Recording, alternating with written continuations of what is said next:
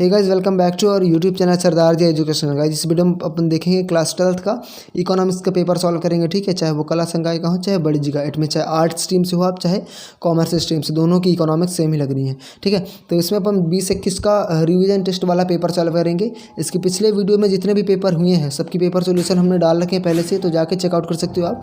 Link description box में है और आई बटन पर भी आपको मिल जाएगा। और आने वाले जो भी पेपर है सबका पेपर सॉल्व हम बहुत जल्द करवाएंगे, जितना जल्दी मतलब जैसे आपका पेपर होगा। ठीक है, अब ये पेपर मेरे पास पहले से ही था, लेकिन मैंने सोचा उस दिन पेपर डालें जिस दिन कि आपका पेपर हो। ठीक है, तो आप चेकआउट कर सकते हो डिस्क्रिप्शन बॉक्स में। अदर पेपर के सॉल्यूशन चाहिए तो ये है इकोनॉमिक्स का।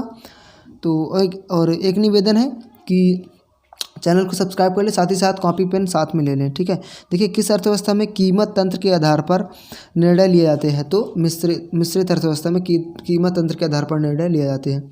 अगला क्वेश्चन, उपभोक्ता व्यवहार का अध्ययन किया जाता है, तो उपभोक्ता व्यवहार का अध्ययन रोजगार सिद्धांत में किया जाता है। ठीक है, उपभोक्ता व्यवहार का अध्ययन रोजगार सिद्धांत में किया जाता है। अगला क्वेश्चन, निम्नलिखित में से कौन सी पूर्ण प्रतियोगिता की विशेषता नहीं है, तो विज्ञापन तथा विक्रय लागत ये पूर्ण प्रतियोगिता की विशेषता नहीं, क्योंकि ये सब रहता है पूर्ण प्रतियोगिता में। वस्तु की एकता, एकरूपता, क्रेता विक्रेता की अधिक संख्या, बाजार का पूर्ण ज्ञान, ये सब रहता है। ठीक है, पूर्ण प्रतियोगिता में, लेकिन वो चीज़ नहीं रहती।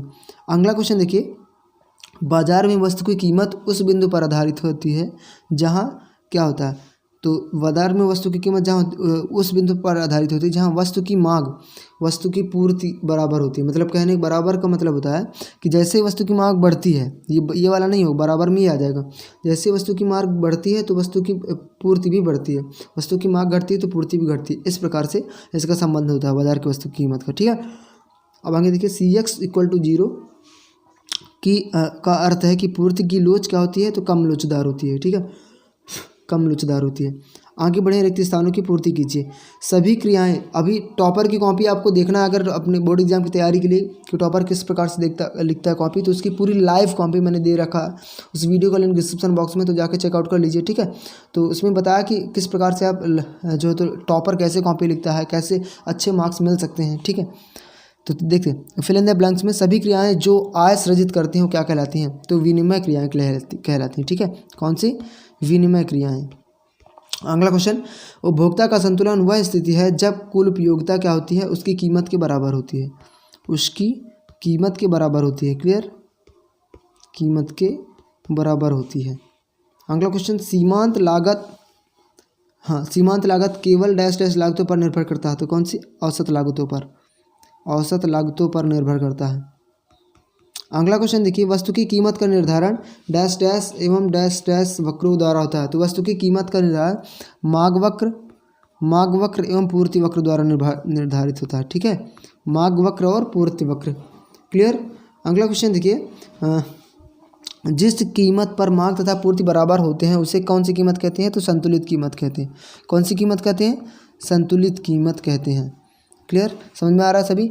और गाइज आप एक बार डिस्क्रिप्शन बॉक्स जरूर चेक कर लो, और अगर आपको अदर पेपर का PDF चाहिए पहले से ही तो टेलीग्राम का चैनल ज्वाइन कर लो, लिंक डिस्क्रिप्शन बॉक्स में डाला है। इंस्टाग्राम पे मुझे फॉलो करो, जो भी मैसेज करने हैं, जो भी क्वेश्चन पूछने उसका मैं जवाब जरूर दूंगा, उसमें ज़्यादा एक्टिव रहता हूँ। अब देखिए सही जोड़ी बनाइए। ठीक है, पहला क्वेश्चन पूर्ण प्रतियोगिता आता है। पूर्ण प्रतियोगिता का संबंध किससे है, समक्रय वस्तु उत्पादन इससे। बाजार का संबंध किससे है, वस्तु का क्रय विक्रय। क्लियर। व्यष्टि अर्थशास्त्र का संबंध किससे है, तो अवास्तविक मान्यताओं पर आधारित।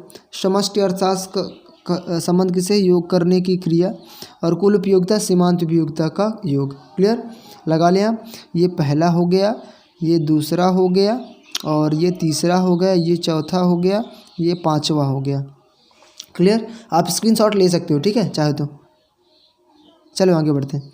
सत्य सत्य लिखिए, एकाधिकार में किसी नई फर्म का प्रवेश संभव नहीं होता, तो क्या सत्य है, तो एकाधिकार में किसी नई फर्म का संभव नहीं होता, सत्य है ये।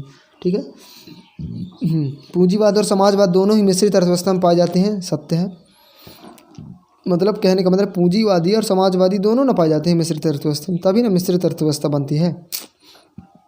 अब देखिए, व्यष्टि अर्थशास्त्र व्यक्तिगत इकाइयों का अध्ययन है, तो सच्चाई है, व्यष्टि अर्थशास्त्र व्यक्तिगत इकाइयों का अध्ययन है, और समष्टि अर्थशास्त्र सामूहिक इकाइयों का अध्ययन है।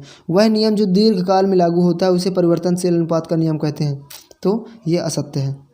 ठीक है, अगला क्वेश्चन, सीमांत लागत वक्र अंग्रेजी के U अक्षर के समान होती है, तो ये भी सत्य है। ठीक है, ये थे ऑब्जेक्टिव क्वेश्चन। अब इनकी बात करें तो देखो, हाँ, इनकी बात करें तो आपको परीक्षा अध्ययन वगैरह मिल जाएगी अगर आप चाहते हो कि इसका भी पेपर सॉल्यूशन चाहिए इन सभी क्वेश्चंस का।